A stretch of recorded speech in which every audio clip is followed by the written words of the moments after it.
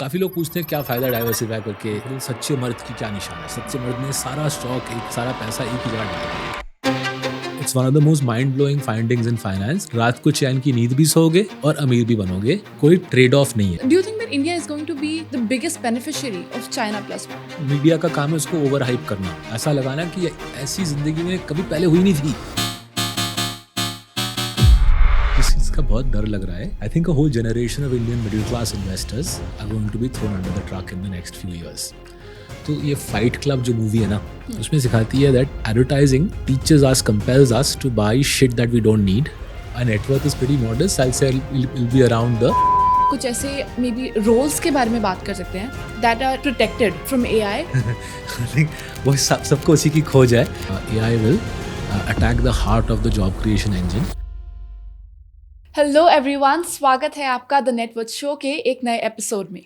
मेरा नाम है शगुन और आज हमारे साथ जुड़े हैं mister Saurabh Mukherjee, who is the founder and chief investment officer eight Marcellus investment managers and author of several best seller books and someone जिन्हें आपने टीवी पर मार्केट न्यूज़ में ज़रूर देखा होगा। I am very excited for this conversation and I think आपको भी episode काफ़ी पसंद आएगा। तो चलिए let's begin. So we'll begin with your journey and your story. You left Ambit का team in 2018 to begin Marcellus, right? And वो आपकी entrepreneurial journey का start था. On multiple occasions, you've talked about the death of the salaried employee as well. That is a very bold statement to make. So I want to know, first of all, of course, your entrepreneurial journey कैसी रही, and why do you have this take in the first place? So look, I think I've been an entrepreneur long before Ambit. So I think I was 27 when I set up my first business, and I quit a job in a large management consultancy, and Ambit was my second stint in setting up a business. I decided to quit Ambit around early 2018. I'd spent a decade in India by then, and my wife and I had a chat that अगर कुछ बनाना है तो अब बनाना है, because otherwise it gets too late. I was 41 when I decided to quit Ambit. But then, you know, क्या होता है, आपने डिसाइड तो कर लिया आप क्विट करोगे, बट फिर भी थोड़ा सा अंदर मिसगिविंग्स होती है कि यार सैलरी जॉब छोड़ रहा हूँ, अभी बच्चा तो नहीं रहा, 41 का हूँ. But what really helped me was, I think it was April 2018. I'd resigned by then. I was serving my notice period. So I happened to have a drink with Mark Mobius ji. So Mark was in India on some investment trip of his. And I remember it was at the JW Marriott outside Bombay Airport. Somewhere like 8 o'clock in the evening, I think both of us were having a chota glass of single malt. पहला एक ही working day था, तो single malt का एक pack P रहे थे. And I told Mark that देखो Mark, मैं छोड़ा तो हूँ, मैं अपना कंपनी बनाने की कोशिश कर रहा हूँ, बट थोड़ा डर लग रहा है. So Mark said डरो मत, and he gave a brilliant metaphor. So he says देखो कॉर्पोरेट लाइफ में क्या लगता है, आपको लगता है आप एक लैडर क्लाइंब कर रहे हो, तो उस लैडर से आपको एक सेंस ऑफ सिक्योरिटी बनती है. But what, and he said by the time he was saying this, he was 75 plus. He said what I realized was that ladder is falling in space. आपको लग रहा है आपको स्ट्रक्चर मिल रही है, आप एक आगे आगे बढ़ते रह रहे हो, लैडर में डिफरेंट रंग्स क्लाइंब कर रहे हो, बट वो पूरा इल्यूजन है, वो लैडर पूरी कोलैप्स हो रही है स्पेस में, right? And I found that a brilliant metaphor for corporate life. एक फॉल्स सेंस ऑफ सिक्योरिटी बनाई जाती है, एंड उसके बाद ऑनेस्टली डर चला गया. We set the business up. The first couple of years were hard. पहले 2 साल पैसे नहीं बने. Almost all of us in Marcellus worked for zero salaries for 2 years. But that sense of apprehension went away. And I've always believed uske baad that I think everybody who's listening, everybody who's watching, right, you have to have that mental model in your mind that are you really in a job which has a future, or are you in a job which is highly likely to be disrupted by technology? There are jobs in our country which have a future, right? So for example, if you're a chef with talent and working in a good establishment, you will have a great future, because I don't think AI is going to disrupt chefs just yet. But if you're working in a call center, right, it's highly likely a bot will take away your job. If you're a credit underwriter in a bank or an NBFC in India, it's highly likely that your job is at threat. If you're a coder working for an Indian IT company, I think there's a pretty high chance that technology will take away most coding jobs over the next 5 years or so. So whether it's in coding or in my job, managing money, right, technology will play a role in disrupting us, and employers will be ruthless. employers will be ruthless, right? This morning I was reading the newspaper, Microsoft yet again has laid off some more people. Around a month ago they laid off some of the best coders. Our tech team in the office was telling me Microsoft is laying off legendary coders whose products are used by many of us day to day life. तो अगर दुनिया के best coders working for Microsoft are getting laid off, यार, who am I and who are we? I think all of us face a future where technology will pose a disruption risk, and it doesn't matter whether you're running a chota sa startup or working in a colossal conglomerate. I think we are all at risk. Right. I think it's a very interesting transition period that we're all witnessing. But I want to go back to you again. आपने कहीं बोला था that your life has been littered with failures. हाँ जी. Right. I think आप हिंदी में भी एक बार fail हुए थे and हाँ, मैं हिंदी में फेल हुआ था. हाँ, epic failure था वो. And off camera we were talking about the cycles and underperformance and everything.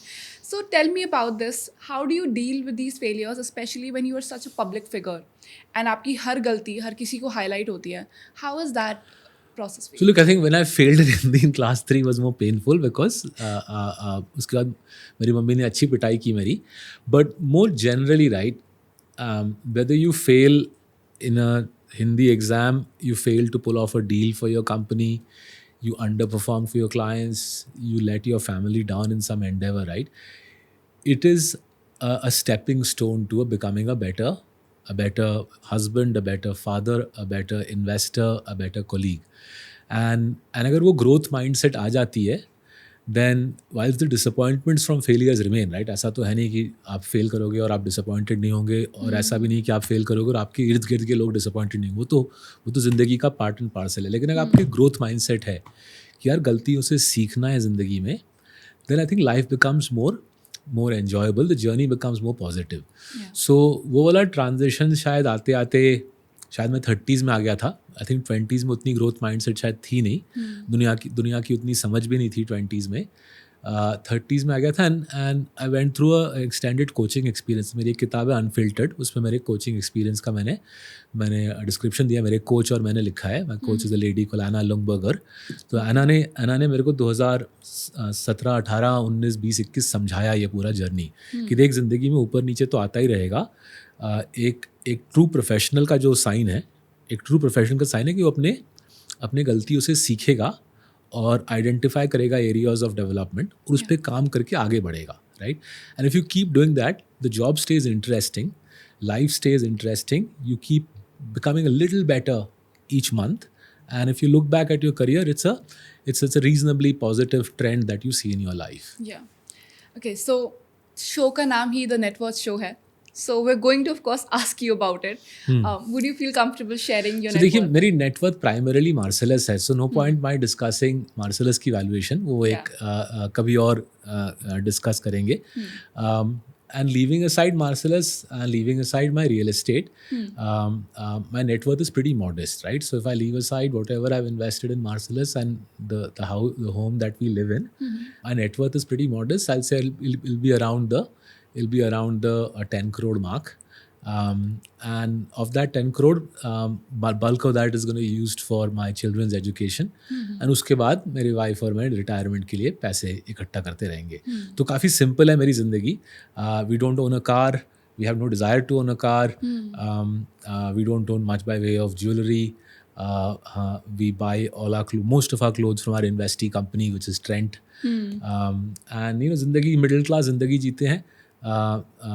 Most of are मेहनत की कमाई मार्सेलस में डाल दी हमने.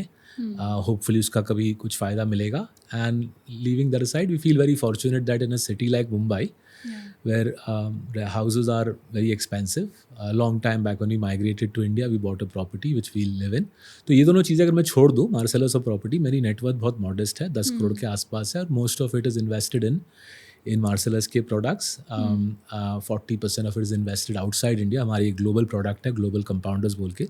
उसमें मेरी 40% ज़िंदगी की कमाई लगाई हुई है. और बाकी जो इंडिया में निवेशित है, most of it is in Marcellus's products. Outside Marcellus, I'm a big fan of the NPS. I think kudos to the government of India, kudos to PFRDA, I think NPS, National Pension Scheme, terrific product है, big fan हूँ मैं उसका. उसमें मेरा काफ़ी सारा पैसा saved up है. That's the retirement corpus really.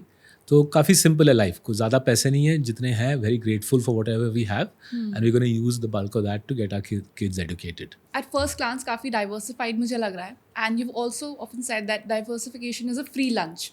अभी मुझे बड़ा इंटरेस्टिंग लगा. हाँ जी. टेल मी अबाउट इट, कहाँ से ये पूरा लाइन आया आपके माइंड अच्छा, में? सो पहले तो लंच से शुरू करते हैं. आपने लंच का वर्ड अच्छा यूज़ किया. तो काफ़ी लोग पूछते हैं क्या फ़ायदा डाइवर्सिफाई करके. A lot of people feeling सच्चे मर्द की क्या निशान है. सच्चे मर्द ने सारा स्टॉक, एक सारा पैसा एक ही जगह डाल दिया, राइट. वो थोड़ा सा क्रेजी है. इट्स यूजिंग अ लंच वाला मेटाफर. इट्स लाइक सेइंग मैं लंच में सिर्फ पनीर खाऊंगा, मैं और कुछ नहीं खाऊंगा लंच में, मैं सिर्फ पनीर खाऊंगा. ना तो मैं सब्जी लूंगा, ना तो मैं कार्बोहाइड्रेट्स लूंगा, ना तो मेरे को और किसी प्रोटीन सोर्स की जरूरत है. मैं तो पनीर से ठोस दूंगा, right. Since nobody does that, right, we have a thali, right? Ideally we have a thali with lots of healthy stuff in it. Similarly in investments, right, आपको डाइवर्सिफाई करना. लेकिन इसके थोड़ा सा आगे बढ़ते हैं, राइट. 1957 में हैरी मार्कोविट्स नाम के एक शख्स ने एक पेपर लिखा जिसके लिए उनको 1990 में नोबेल प्राइज़ मिली. ठीक है. हैव टू कन्फेस, मेरे को वो पेपर समझने में 10 साल लग गए. मैं पढ़ता रहा. बहुत प्रोफाउंड पेपर है, simple eight one level but mind blowing है. सो क्या बोला हैरी मार्कोविट्स जी ने? हैरी मार्कोविट्स जी ने सिखाया हमको कि मानिए आपके पास 2 एसेट्स हैं, लेकिन उन 2 एसेट्स के बीच में कोरिलेशन कम है, मतलब उनका कोई ताल्लुक नहीं है एक दूसरे के साथ. एक एसेट जब अच्छा करता है, दूसरा एसेट शायद अच्छा करे, बट कोरिलेशन लो है. तो उदाहरण के तौर पे लीजिए इंडिया की मार्केट और यूएसए की मार्केट, इनके बीच में कोरिलेशन लो है. So leaving aside colossal global catastrophes like Lehman Brothers and COVID, leaving aside colossal global tragedies like COVID and financial crisis like Lehman brothers, India और US के market में उतना कुछ तालमेल नहीं है. जब हमारी पिटाई होती है इंडिया में, यूएस ठीक ठाक रहता है. जब उनकी पिटाई होती है, हम ठीक ठाक रहते हैं, right. Now just to keep it simple, assume कीजिए over long periods of time America is given 12% dollar return. Last 10 साल में अमेरिका में रफली 12% डॉलर दिया है और इंडिया ने 10% डॉलर रिटर्न दिया है. ठीक है. 10 India, 12 America. Now what Harry मार्कोविट्स effectively said is if you put half of your money in America, half of your money in India, आधा आधा डालें, तो आपकी रिटर्न 10 और 12 का एवरेज 11 नहीं होगा, आपका रिटर्न 12 होगा. You will get the higher return of the 2 markets. ठीक है. तो पहला हैरी मार्कोविट्स टेक अवे कि आपने आधा आधा किया अपना पैसा, you will get the higher return of the 2 asset classes. But वहाँ पे स्टोरी खत्म नहीं होती. He also pointed out that your risk, your volatility will be the lower of the 2 asset classes. तो आपने 2 मार्केट्स में निवेश किया, आपको दोनों में से हायर रिटर्न मिलेगी और लोअर रिस्क मिलेगी, दोनों में से जिसका रिस्क लोअर है. Even more mind blowing, final part of मार्कोविट्स, आपको सर नहीं खपाना कि इन दोनों मार्केट्स में से रिटर्न हायर किसकी आएगी और लोअर किसकी आएगी. आपको बस रीबैलेंस करते रहना है, से वंस अ ईयर रीबैलेंस करते रहना है, जिससे 50-50 का रेशियो बरकरार रहे इनके बीच, राइट. और उसमें क्या होगा अगर आप रीबैलेंस करते रहोगे, naturally you will buy more of the cheaper market and you will sell the more expensive market, right? 50-50 की rebalancing, right? So this is called the free lunch in finance. You are diversifying between 2 markets or 2 assets जिनके बीच में तालमेल कम है. और इससे क्या फ़ायदा हो रहा है? आपको higher return of the 2 markets मिल रहा है and lower risk of the 2 markets मिल रहा है, right? Basically you get the best of both the worlds. बिल्कुल, right? So I grew up in Delhi, so I try to explain to people that अगर आप एक पाँव आपका summer में है और एक पाँव आपका विंटर में है.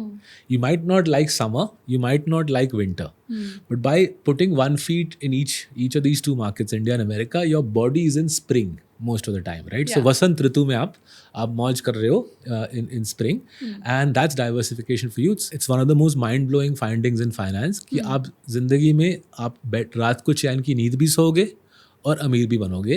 कोई ट्रेड ऑफ नहीं है. ऐसा नहीं कि आपको जिंदगी में भयंकर रिस्क लेना है अमीर बनने के लिए. यू मेंशन कि अगर आप एनुअली रीबैलेंस करते रहो, it's a good time frame for you to do this activity, right? But the thing is, I think ज़्यादातर इन्वेस्टर्स, स्पेशली रिटेल इन्वेस्टर्स जो ऑलमोस्ट पैसिवली इन्वेस्ट करते हैं, उनका full time research and analysis में नहीं जाता.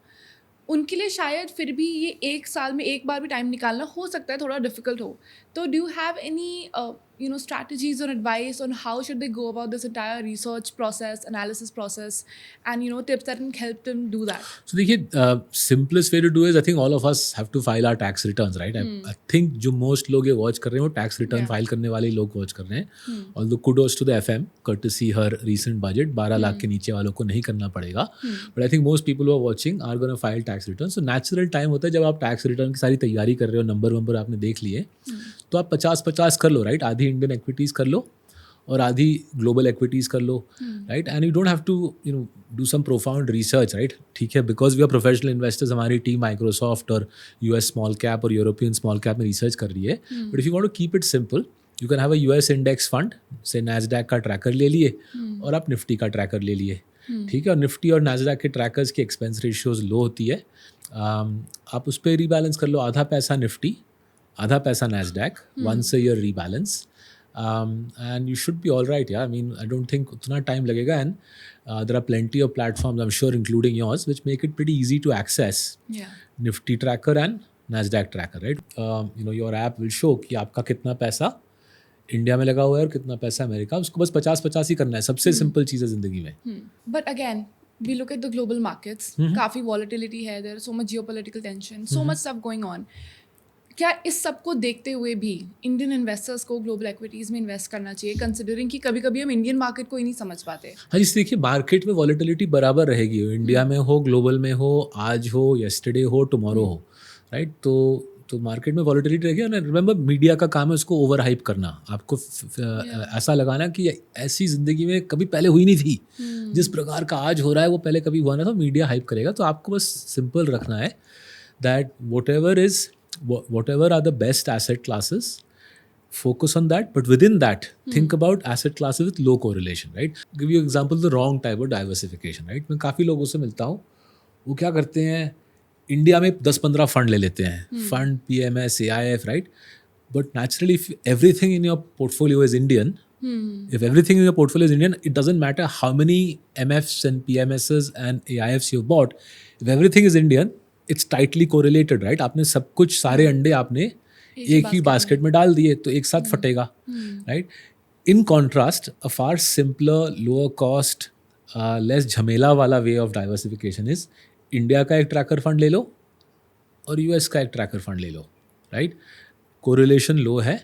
जहाँ अगर आप हर साल उसको 50-50 करोगे, almost brainlessly you will buy more of the cheaper market and you will sell the more expensive market, right? आपको हेडलाइन पढ़ के ये सब करने की ज़रूरत नहीं है. आपको बस बोलना है कि दोनों markets, India and America, over the last 10 and 20 years have been the best performing large markets in the world. Over long periods of time, both markets have given roughly 11% in dollar terms, right? रुपये में 14, 11 dollar में 11. इनके बीच में तालमेल कम है. मैं 50-50 करता रहता हूँ. मेरे को कुछ फ़र्क नहीं पड़ता यूएस का प्रेसिडेंट ट्रंप है, बाइडन है, उसका चाचा है. मेरे को कुछ फ़र्क नहीं पड़ता इंडिया में कौन सी इलेक्शन आ रही है, जा रही है, बजट में क्या बोला जा रहा है. ये सब चीज़ों से मेरा कोई संपर्क नहीं है. मेरे को बस 50-50 करते रहना है. That's the way to invest, rather than getting lost in the noise of Iran में क्या हो रहा है और यूक्रेन में क्या हो रहा है और बिहार में क्या हो रहा है और मुंबई में क्या हो रहा है. So coffee can investing, I think you were the biggest proponent in the country. You were the one who popularized this entire concept, right? So I want to know, I think it's going to be almost 10 years since you published the book as well. इतने time में क्या इस strategy में, आपकी इस approach में क्या कोई चेंजेस आए हैं? And also looking at everything that's happening in the market right now, can you talk about a few stocks that you would add to a coffee can portfolio? It took me 4-5 years to understand coffee can. तो हमने 2018 में ये किताब छापी, तो समझना शुरू किया था 2014 में, राइट? 2014 में पहली बार जब रॉब कर्बी की कॉफ़ी कैन इन्वेस्टिंग पेपर मेरे नज़र में आई, पढ़ने में तो 15 मिनट लगे, बट समझने में 4 साल लग गया कि किस लिए ये चीज़ इतनी पावरफुल है, राइट? एंड रफली a decade on from my first reading of that paper, what I've realized is fundamentally what drives coffee can is the power law, right? So दुनिया में किसी भी कॉम्पिटिटिव एक्टिविटी में, वो IPL में players की कमाई हो, विम्बल्डन में चैम्पियन की जो प्राइज मनी हो, या एक इकोनॉमी में, कॉम्पिटिटिव इकोनॉमी में मार्केट शेयर की जो की एलोकेशन है या वेल्थ की जो एलोकेशन है, किसी भी कॉम्पिटिटिव स्फीयर में the top 20% take all the money. they take all the rewards, right? So Wimbledon champion जितना कमाता है, जो सेमीफाइनलिस्ट है उसका 1/4 भी नहीं कमाता है, राइट? IPL में टॉप 3-4 प्लेयर जितने कमाते हैं, बाकी सारे प्लेयर जोड़ के नहीं कमा पाते, right? So same cheese I think economy में होती है. Now what's happening is I think technology is making that even more pronounced. ठीक है? So AI very clearly, right? The AI very clearly is creating a bigger gap between winners and losers, right? Because जितना ज़्यादा data मिलता है AI को train करने के लिए, उतनी सक्षम होती है, उतनी चालाक होती है AI वाली algo. And the better the algo, the more people use it. The more people use it, the more training data the AI gets, right?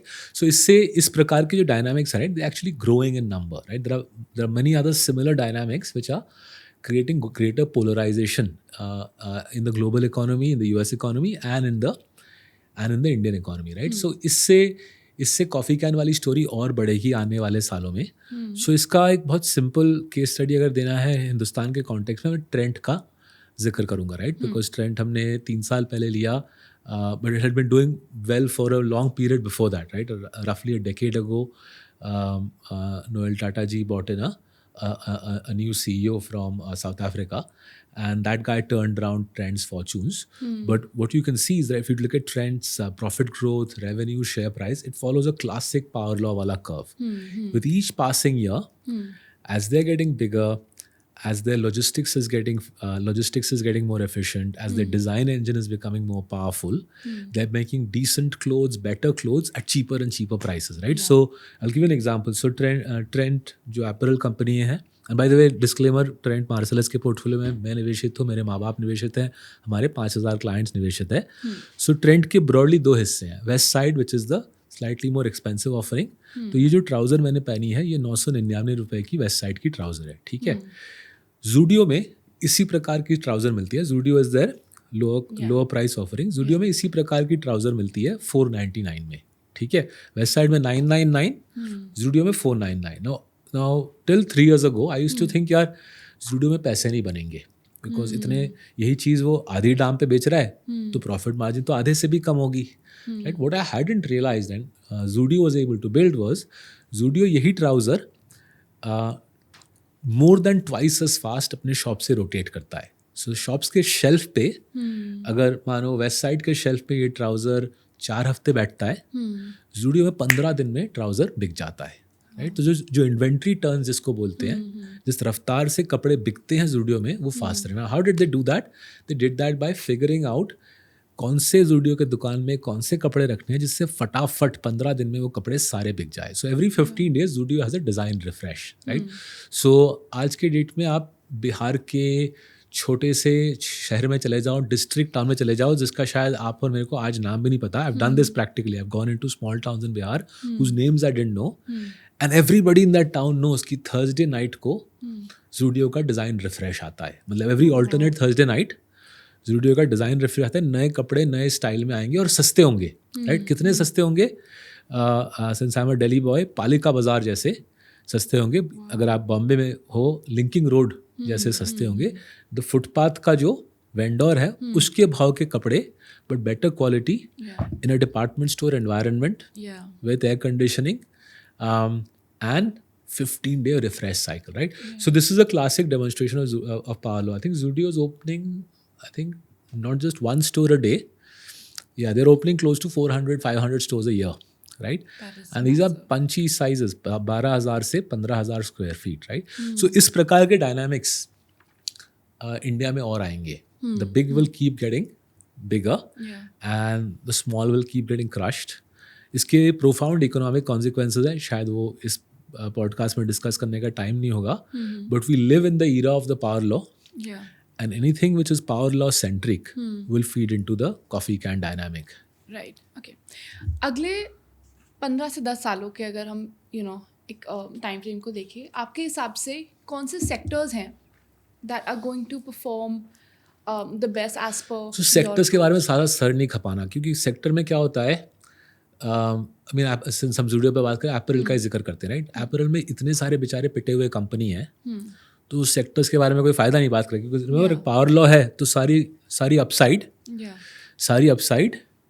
एक या दो कंपनी को चले जाएंगे, राइट. सो जब मैं दिल्ली में बड़ा हो रहा था, अरमान थी, एक उम्मीद थी कि मैं क्रिकेटर बन पाऊंगा, ठीक है. But somewhere around the age of 17-18 मेरे को समझ आया यार, खेलते तो क्रिकेट सैकड़ों लोग हैं, लेकिन उस जमाने का गावस्कर, तेंदुलकर गिने चुने लोग ही बन पाते हैं, राइट. सो कौन सी सेक्टर अच्छी कर रही है उतनी अहम नहीं है, बिकॉज सारा अपसाइड स्टार्स को जाता है, right. A better way to think about India is think about themes that will change the country, right. So हमने लास्ट ईयर हमारे ऑफिस में जो इकोनॉमिस्ट है नंदिता और मैं, हमने एक किताब छापा इंडिया में कौन से थीम्स प्रभावशाली रहेंगे अगले दशक में, right. So we call the book behold the leviathan, the unusual rise of modern India. तो हमने 5 थीम्स पे फोकस किया. पहला थीम हमने बोला that Indian women are gonna rise meteorically. क्यों? बिकॉज इंडियन वुमेन की पढ़ाई लिखाई दूसरे लेवल पे चली गई है compare to the man, right. Pass rates are higher and the gap between man and women and pass rates is growing. RBI data clearly दिखा रहा है that Indian women in cities have many more bank accounts than the men. उन bank accounts की जो bank balance है, women की bank balance main से कहीं ज़्यादा, और वो गैप वाइडन हो रही है. हाल ही में मुंबई के एक म्यूचुअल फंड ने, बड़े म्यूचुअल फंड ने एक सर्वे किया, उनके वुमेन क्लाइंट्स की AUM मेन के मुकाबले ज़्यादा है, 25% का गैप है वुमेन है, right. So women have better education, they have more money, and our hypothesis this is because they're increasingly getting better jobs. There's plenty of data from the RBI and from the venture capital community that women are better entrepreneurs than men. And the India Stack, social media, the Jan Dhan Aadhaar mobile dynamic, I think has helped women way more than it's helped men, right? So women के आसपास अगर आप structural theme बनाओ तो काफ़ी बड़ा theme है मेरे ख्याल से. Trend again, coming back to trend, Zudio के ज़्यादातर कपड़े वुमेन लेते हैं, राइट. आप जूडियो में वॉक इन कीजिए, आप देखेंगे 60% आबादी लेडीज़ की होती है, राइट. तो ये पहला बड़ा थीम है, right, rise of Indian women. दूसरा थीम है south India, right. South India is almost now on the cusp of becoming a second world country. लोगों की पढ़ाई लिखाई, law and order, infrastructure, the ability of the governmental machinery to deliver the goods, right, दूसरे level पे है. तो south India accounts for a quarter of the population, half the GDP, and 2/3 of India's GDP growth, right? This is dramatic progress hai. It's the world's fastest growing region, and I think it will stay the fastest growing region for the next 10 years. So naturally, if you over index stocks, जैसे हमारे portfolio में नारायण हृदयालय का काफ़ी बड़ा हिस्सा है. If you over index stocks which are big in South India, naturally you'll benefit from South India's dynamism and progress, right? Third theme जो हमने इस किताब में बिहोल्ड द लेवायथन में समझाया is the rise of China +1, right. तो ये 1 साल पहले हमने किताब लिखी थी, उसमें समझाया था कि इट इज़ बट इनएविटेबल कि वेस्ट और चाइना की टक्कर कई साल चलेगी. और जिन चीज़ों में वेस्ट चाइना के ऊपर डिपेंडेंट है, not just America, broader western countries अपने चाइना के ऊपर डिपेंडेंस घटाएगी.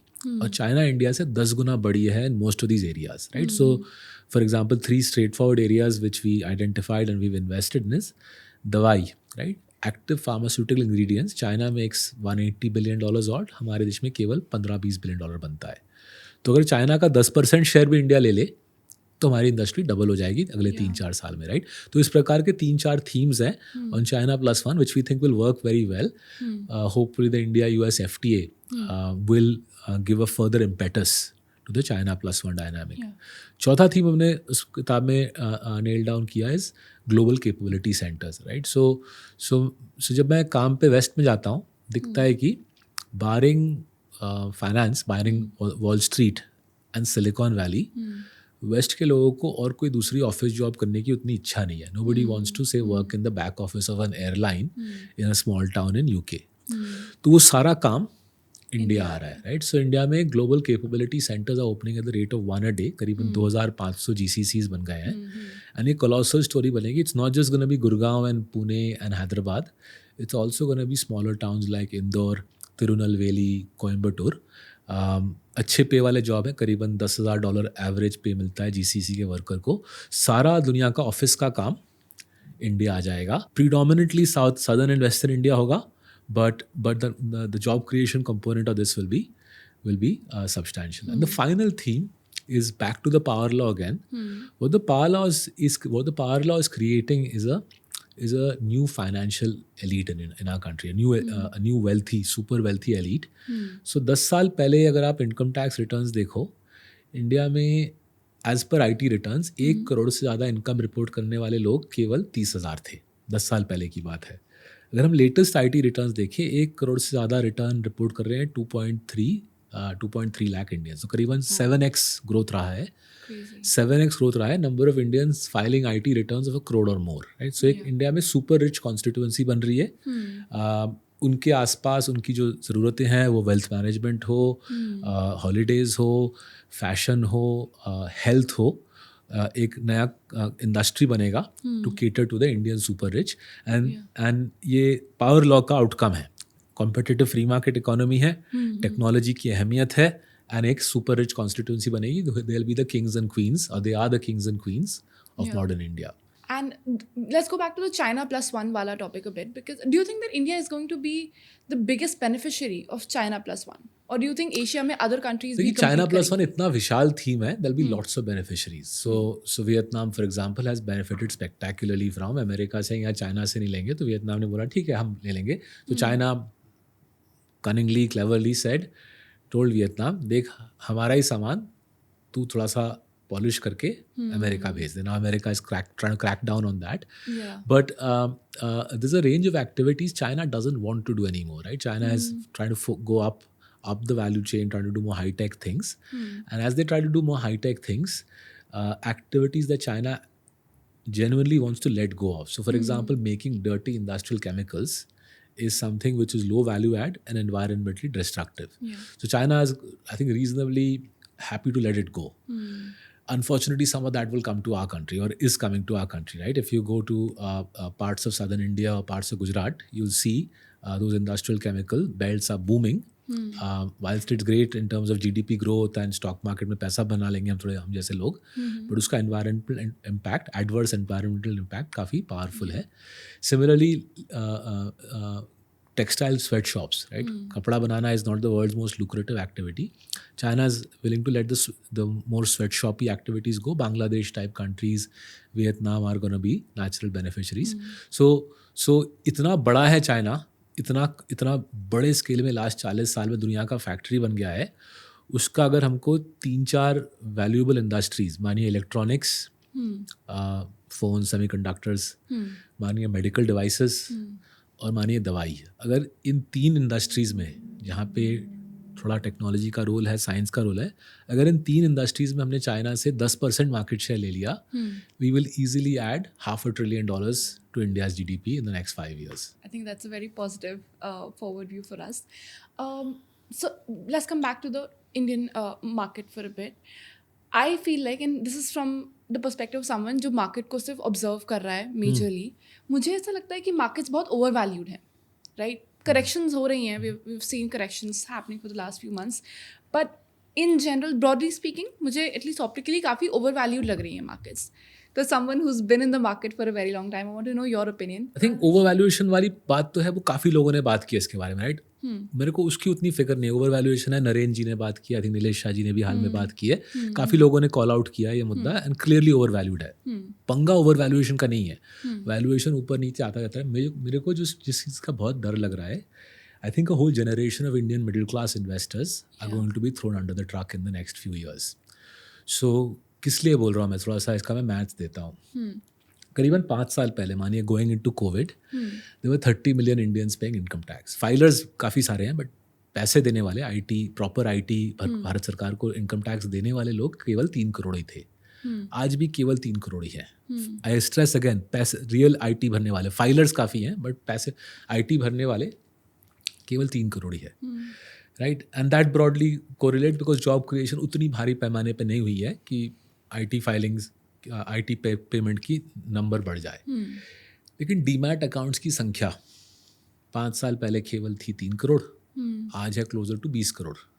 ठीक है ना. Last time new stock market में ब्लैक मनी तो आता नहीं है, तो जाहिर है ये जो 3 करोड़ का 20 करोड़ हुआ है, ये पैसे कहीं से तो आए हैं. लेकिन अगर लोग IT रिटर्न्स नहीं भर रहे, पैसा नहीं दे रहे भारत सरकार को, जाहिर है कमाई उनकी नहीं है. तो ये पैसा कहाँ से आ रहा है? मेरा हाइपोथेसिस है ये पैसा बोरो किया गया है, राइट? सो बोरोड मनी पे बोरोड मनी पे लोग स्टॉक मार्केट में पैसा लगा रहे हैं, वो बहुत खतरनाक चीज़ है। सो करेक्शन तो आता है, फिर बुल मार्केट आता है, वो उतार चढ़ाव चलता रहता है, लेकिन I think what makes this current situation very scary is a lot of house holds have borrowed a lot of money and put it in the stock market, and therefore a correction जब आएगी इन लोगों की balance sheet पे काफ़ी बड़ा प्रभाव आएगा. That's what makes the current situation very, very dangerous from an economic standpoint, right? I stress again, overvaluation आना but natural है किसी भी financial market में. उसकी फिक्र उतनी नहीं है जितनी फिक्र है कि बहुत हाउस होल्ड ने ज़्यादा एक्साइटेड होकर पैसा बोरो करके स्टॉक मार्केट में लगाया है. हम 20 करोड़ डीमैट अकाउंट्स की बात कर रहे हैं, but if you look at it सिर्फ 6% इंडियंस ही स्टॉक्स में इन्वेस्ट करते हैं. लेकिन वो जाहिर है क्योंकि हमारे देश में एम्प्लॉयमेंट की गिनती इतनी कम है कि अगर RBI का डेटा देखें, net household savings is at 50-year low. So 6% लोग हैं, उतना ही बनता है, राइट? हमारे देश में कुछ खास फॉर्मल एम्प्लॉयमेंट और प्रॉस्पेरिटी उस हद तक आई नहीं है कि वो नंबर 15% हो, राइट? अगर net household savings is at 50-year low, I think 6 is a good number. So this argument की अभी बहुत बड़ी आबादी स्टॉक मार्केट में आना बाकी, आई थिंक वो आर्ग्यूमेंट का कोई लॉजिकल बेसिस नहीं है, राइट? रफली 100 million Indians have reasonable jobs, मतलब 10 करोड़ लोगों के पास रीजनेबल जॉब है. तो ऑलरेडी अगर आप 20 करोड़ लोगों को स्टॉक मार्केट में लेके आए हो तो ऑलरेडी वो नंबर सैचुरेट हो चुका है. So the overall count of Indians coming into the stock market, I don't think वो नंबर कुछ खास बढ़ेगा, right? Okay. Remember 64 crore Indians vote, right? Maximum 10 crore, out of that 64 crores, 10 crores hold down jobs with reasonable steady pay. Already उस 10 करोड़ से double number 20 crore का demat account बन गया. Now some people have multiple demat accounts. So अगर हम उसको adjust करें, करीबन 15 crore unique individuals with demat accounts हैं, which is already in excess of people who have a reasonable steady source of income, which is why I think that story is now overdone, right? तो उसमें ज़्यादा excited नहीं होना है. Focus करना है कि how to help these people who have extended themselves financially, overextended themselves financially, और अपने आप को खींच के स्टॉक मार्केट में लाया है एक्साइटमेंट में, क्योंकि जब ये मार्केट धड़ाम से गिरेगा ये लोग ट्रक के नीचे आ जाएंगे. So when it's very interesting to me when I look at comments आपके YouTube videos पे है, even when I go on Reddit, I've realized that लोगों को आपका finance पे opinion काफ़ी interesting तो लगता ही है, but they really appreciate your opinions on macro concepts quite a lot. Like people really appreciate that. So I want to know, recently RBI ने भी highlight करा था that there's a lot of trade uncertainty, geopolitical tensions that are happening. आपके हिसाब से what are some other macro concepts जो India में Indian market की ग्रोथ ट्रेजेक्ट्री को शायद थोड़ा थ्रेटन करते हैं? आई थिंक ये टेक्नोलॉजी का जो कॉन्स्ट्रक्ट है, राइट, ये हमारे देश के लिए काफ़ी खतरनाक बन रहा है. Let me just step back and give a more positive perspective first. One of the reasons our country did very well through the 90s and noughties is, thankfully for India, just as we opened up the economy in 91, उस ज़माने में it became easy for technology work that was required by the West to be done in India. So long distance telephone connectivity सस्ती हो गई, personal computer सस्ता हो गया, processing power, chip processing power सस्ता हो गया, and thankfully for India, just as liberalization opened up the country in 91, the IT boom came and helped India join up with the global economy in a positive way, right? So at that juncture, technology helped us, right? Low cost technology helped us, and we were able to join the global technology ecosystem. But अब क्या हो रहा है, वही cycle मेरे ख्याल से उल्टा जा रहा है, because AI is a labour saving technology. AI का प्राइमरी रोल है इंसान को हटा के टेक्नोलॉजी को ज़्यादा प्ले देना. In a country with scarce labour, से जापान और से a country like even the UK, right, वो दैट्स ब्रिलियंट फॉर देम. वहाँ पे लोगों की कमी है और वो इंसान को हटा के मशीन को लगा रहे हैं. बट हमारा देश दुनिया का सबसे पॉपुलेटेड, सबसे पॉपुलस देश है, राइट. नॉट ओनली दैट, हमारा देश is the youngest nation in the world, right. Median age 28 है. हर साल 10 मिलियन लोग, 1 करोड़ लोग लेबर फोर्स को ज्वाइन कर रहे हैं. सो हमारे देश के लिए AI एट वन लेवल खतरनाक है, right, because job creation engine को तोड़ देगा ये. And my fear is that AI will, what technology did for India in the 90s and noughties, 90 के दशक और 2000 के दशक में जो टेक्नोलॉजी इंडिया को मदद किया, मुझे डर लग रहा है कि वही साइकिल अब उल्टा जाएगा, right. Now that's a big deal because it'll hit the middle class really hard. not just IT services, but sectors like media, finance, banking. AI will attack the heart of the job creation engine, and इसका effects already दिख रहा है, right? अगर आप annual reports खोलें India के IT services companies का, आप annual reports खोलें इंडिया के largest banks का, including public and private sector, आप देखेंगे लोन बुक तो ग्रो कर रहा है, ब्रांच की काउंट्स तो ग्रो कर रही है, लेकिन एम्प्लॉयमेंट ग्रोथ जीरो है, right? If India's largest IT companies and banks are not going to employ more people, I struggle to see where this growth in employment will come from, right? So technology isn't always a unmitigated positive. There are waves where it helps India. There are waves where it will hurt India. And if we are at a cusp if we are at a juncture where technology will be destructive for India, I think it behooves all of us, not just the government. We can't just say sarkar ye karegi, wo karegi, right? It behooves all of us, investors, parents, members of urban communities and citizens, to say यार क्या कर सकते हैं to swing this thing in our favor, right? New employment models will have to be created. जिंदगी में रोजगार के लिए, कमाई के लिए नए तरीके सोचने पड़ेंगे. Gig economy मेरे ख्याल से बहुत बड़ा बनेगा. It's not just going to be Swiggy, Zomato. I think people like us will also end up being part of the gig economy, right? And by reinventing ourselves as gig job workers, I think we'll be able to sustain our earning cycle. But वो transition लाना पड़ेगा. ये सोच कि मैं सुबह उठ के साफ कपड़े पहन के ऑफिस जाके कमाई करूँगा, वो सोच टूट जाएगी अगले 2-3 साल में. Now that we are on the subject, क्या हम कुछ ऐसे sectors या कुछ ऐसे मे बी रोल्स के बारे में बात कर सकते हैं that are at least protected from AI, if not flourishing because of it? I think वो सबको उसी की खोज है, सबको right? उसी की खोज है. तो easy वाला मैंने बोल दिया. I think खाना बनाना I think अच्छी चीज़ होगी, right? But on a more serious note, I think roles where the job is not a repetitive job, ठीक है? सेम चीज़ को अगर दोहराना है तो टेक्नोलॉजी सस्ता करेगा, शायद बेहतर भी करेगा. तो आप लोन को अंडरराइट कर रहे हो तो आप सेम चीज़ दोहरा रहे हो, राइट? अखबार की एडिटिंग कर रहे हो तो फंडामेंटली आप सेम चीज़ रोज़ कर रहे हो. इवन आप क्राइम की रिपोर्टिंग कर रहे हो तो आप सेम चीज़ रोज़ कर रहे हो, right? Stuff which has variety in it. So for example आप साइकोलॉजिस्ट हो, आप पेशेंट्स को हेल्प कर रहे हो जिंदगी के प्रॉब्लम्स के साथ जूझने के लिए, right? Last I knew different people had different problems. So a psychologist will I think have a job. Health care workers जो एजेड लोगों को मदद करते हैं, डिसेबल्ड लोगों को मदद करते हैं, उनकी भी जॉब रहेगी. Because I doubt AI is gonna help elderly people live happier lives, right? So jobs which require human touch are not repetitive will become jobs which will pay far more. So it's not just a question, right? आपके question का actually double dimension है.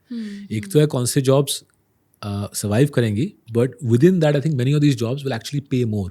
I think there's a good chance chefs will earn more, healthcare workers will earn more, psychologists will earn more, because everything else will gradually fade away. So repetitive jobs का पंगा है, jobs where the unpredictable dimension is greater. So for example bot training, right? So bot training will become a big industry.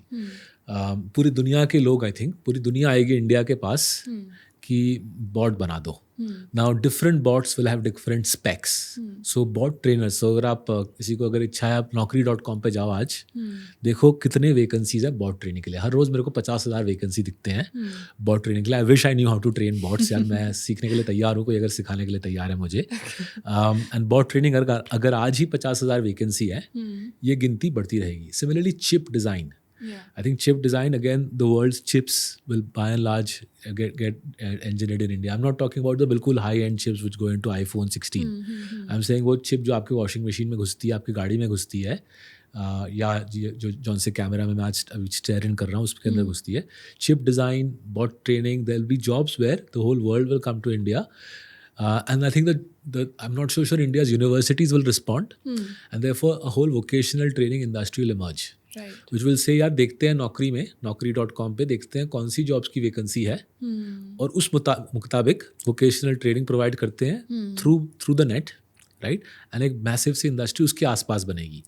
Trainers who will say let's go to naukri.com and see कौन सी jobs में supply demand mismatch है, और उस प्रकार के courses बना के अपलोड करते हैं, जिससे लोग रीट्रेन होकर रीस्किल होकर आगे बढ़ेंगे. ये साइकिल जो है ट्रेनिंग रीट्रेनिंग का साइकिल क्रंच होता रहेगा, right? Perhaps by the time I retire, and almost certainly by the time you retire, that training retraining cycle perhaps will crunch down to say as short as 2 years. हर 2 साल कुछ नया कुछ सीख के, हर 2 साल नया कुछ सीख के किक जॉब करना पड़ेगा, फिर 2 साल बाद फिर से नई साइकिल शुरू होगी. Yeah. I think this is one insight of mine कि vocational training as an industry is going to really flourish in the next few years. Clearly क्योंकि अब requirement है. Looking at historically speaking जिस तरीके की India का education infrastructure रहा है, I'm not sure how promptly they'll be able to adapt to these changes. But industries like this might chip in. And therefore, vocational trainers will be the stars of the next decade or so. Brilliant. I think that'll be interesting to see all of this play out. Okay. Now you're not Saurabh anymore. अच्छा, okay. Yeah. अच्छा, क्या बन गया मैं? Oh, now you're Aman. अच्छा, ठीक है, okay. Okay, you're 24 years Always old. wanted to be Aman, yeah. Taking you back now to you being 24 years old. हाँ जी. Right? You're back in your youth के दिन. अब आपके पास है 1 लाख रुपए. हाँ जी. आपके पास अभी भी सौरभ का सारा ज्ञान है. बट अच्छा. you're 24 years old, आपके पास उतना इन्वेस्टमेंट होराइजन है एंड 1 लाख रुपए है. आप उस पैसे को कैसे इन्वेस्ट करते? अच्छा, सो अगर मैं अमन हूँ तो पहली चीज़ मैं अमन को बोलूँगा, यार तू ये फाइट क्लब जो मूवी है ना, फाइट क्लब वॉच कर ले, because I found Fight Club to very good movie, because Fight Club में बहुत एसेंशियल एक चीज़ सिखाती है. उसमें सिखाती है that advertising teaches us, compels us to buy shit that we don't need, right? And we end up overspending because of compelling advertising. That's the advertiser's job. I'm not blaming the advertiser, by the way. उसका काम है आपको उल्लू बना के spend कराना. सो अमन को मैं बोलूँगा, यार अमन समझ लो कि खर्चे कम करने हैं. आप 24 साल के हो, राइट? खर्चे कम करो. Don't buy so much shit and save at least 20% of your money. So hopefully 1 lakh क्या 10 लाख सेव करेगा Aman, because he will learn very quickly कि ज़िंदगी में खर्चे मिनिमम रखने हैं, राइट? अगर कपड़े खरीदने हैं तो जूडियो से खरीदने हैं और आगे जाना ही नहीं है, ठीक है? Now second thing I will try to tell Aman is, बहुत लोग तेरे को बहुत कुछ बोलेंगे अमन अबाउट ये स्टॉक खरीद, वो स्टॉक खरीद. सौरभ मुखर्जी तेरे को बोलेगा कॉफ़ी कैन इन्वेस्टिंग पढ़ के तू ट्रेंड खरीद. बट लॉन्ग रन में सबसे बेस्ट तेरे लिए काम आएगा इंडेक्स इन्वेस्टिंग. तो जॉन बोगल की किताबें पढ़. वैनगार्ड अभी तक वैनगार्ड इंडिया में नहीं है, बट वैनगार्ड से सीख कि अगर हम इंडेक्स फंड्स में पैसा लगाए लॉन्ग रन में अच्छा पैसा बनता है. And third thing I tell Aman is, index funds खरीद, इंडिया का भी खरीद और वेस्टर्न वर्ल्ड का भी खरीद, यूएस का खरीद, ग्लोबली डाइवर्सिफाई कर. इवन दो तो इंडिया में है अमन, तो वर्ल्ड इज़ योर ऑयस्टर, पूरी दुनिया तेरी मुट्ठी में है, और globally diversify कर. So if Aman does those 3 things, no, he watches fight clubs and saves a ton of money rather than spending a ton of money. At least कम से कम 20% saving. By the way, हमने एक recent survey किया and we were stunned to see that 30 से 45 की जो age group है, हमने सर्वे किया था 30 प्लस के लोगों को. We chose people who were earning 3 times the Indian average. And पता चला कि 30 से 45 की एज ग्रुप में 50% people don't even save 20% of the income. आधी आबादी जो है हमारे देश में, एफ्लुएंट आबादी, remember I am focusing on affluent Indians. Affluent Indians में 30 से 45 की जो ग्रुप है, उसमें majority of people are saving less than 20% of their pay. So I will show Aman the survey and say तू ऐसा मत बन अमन, एटलीस्ट 20% का सेविंग कर, ट्रैकर फंड में डाल, और not just Indian trackers, western world के ट्रैकर्स, यूएस के ट्रैकर्स में डाल, और get rich before you get old. Yeah. So basically, invest in index fund, diversify across markets, and also save. Save a shit ton of money. Save a shit ton of money. That's a good motto. Got it. One last question. Any final word of advice for our audience today? I mean, look, I think everybody in India today should be excited about the future. There will be ups and downs for the Indian economy. There will be challenges posed by specific waves of disruption. But you should be excited because this country is still very poor, very unorganized. There are enormous opportunities in a range of industries, and courtesy the rise of India Stack, courtesy the rise of the venture capital industry, courtesy the rise of a national consciousness that we want to work hard and make something of our lives and of our country. I think the next 10 years will pose enormous opportunities. But to grab those opportunities, we'll have to keep our wits about ourselves rather than getting carried away by these narratives that सब कुछ अच्छा हो जाएगा और market में पैसे लगा दो और अमीर बन जाओ, right? If we focus on understanding that building businesses takes years of effort and thought, then I think the opportunities are mouth-watering for my children's generation. And I've tried to help my kids see the world, and hopefully they seem to say so, but whether they'll do it or not remains to be seen. Hopefully they will, after finishing their studies, build their lives and their entrepreneurial careers in this country. There isn't a better country in the world to build a business in than India today. Thank you so much Saurabh. I had a great time and you too. I hope आपको ये conversation पसंद आई हो. आपका सबसे important learning क्या था, हमें comments में ज़रूर बताइएगा. अब मैं आपसे मिलूंगी अगले Tuesday with another guest. Take care until then. Investment in the securities market is subject to market risks. Read all the related documents carefully before investing.